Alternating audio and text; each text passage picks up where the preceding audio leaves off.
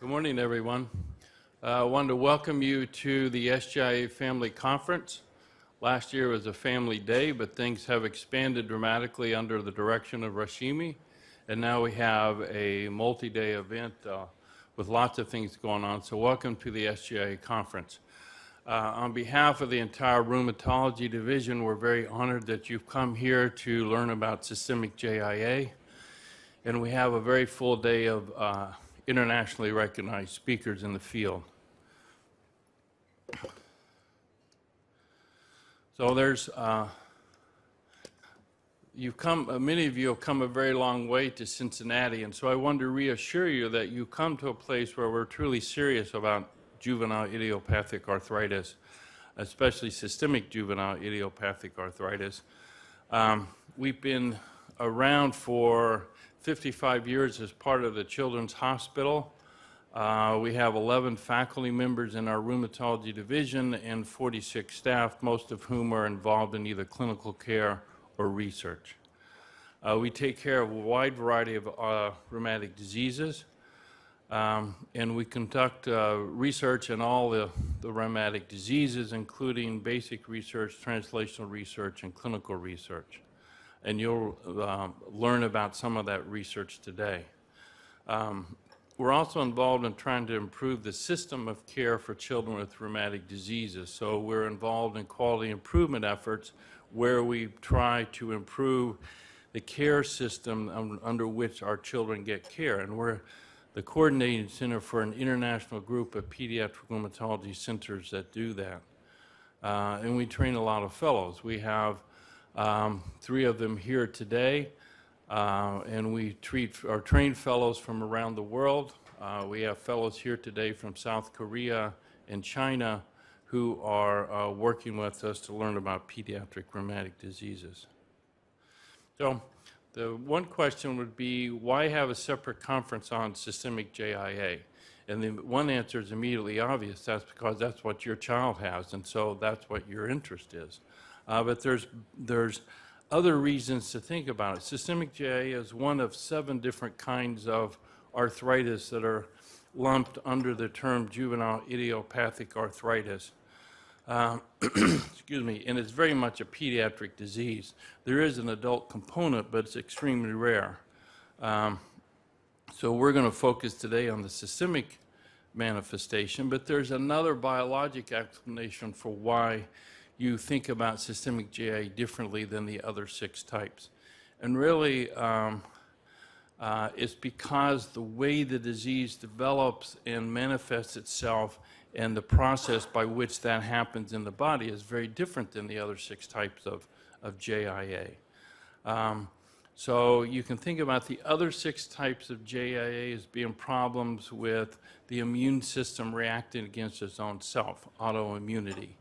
But systemic JIA is different. It's an autoinflammatory disease, and the mechanism by which that happens is very different. So the treatments need to be different. The manifestations, for the most part, are different. We've only in the last probably 5 to 8 years started to think about systemic JIA as an autoinflammatory disease that's different in its core and its essence than the other 6 types of JIA.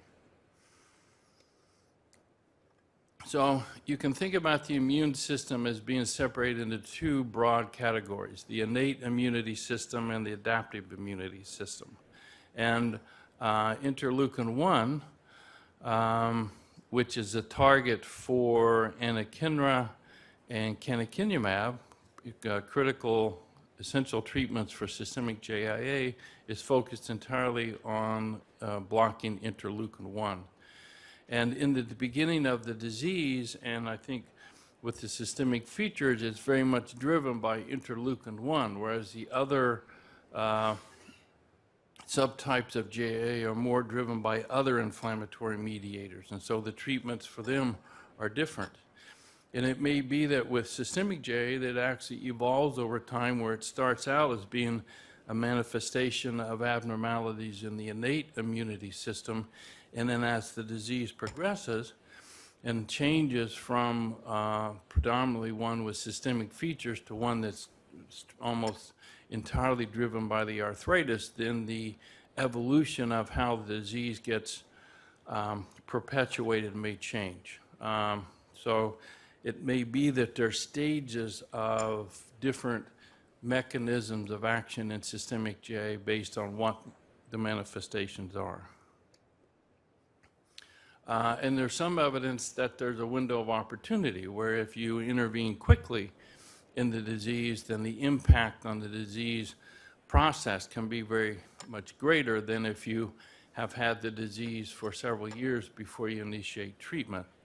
And that's the way we've gone with the biologics is very quickly, once we assess that it's systemic JIA, we quickly go to the biologic therapies that block interleukin-1 and interleukin-6 so that we can get at this disease process very directly, very quickly, and hopefully interrupt it in such a way that the children perhaps are more likely to get to drug-free remission down the road.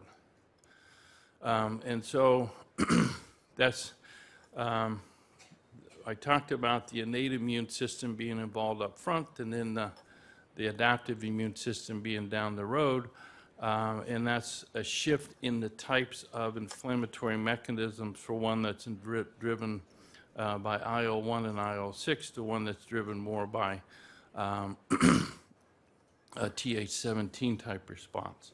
And we treatments reflect that as we go along. So I wanted to reinforce the biologic reason why we think about systemic JIA as being very different from the other types. And the rest of the focus today will talk about some of those mechanisms and some of those specific and unique things about the disease.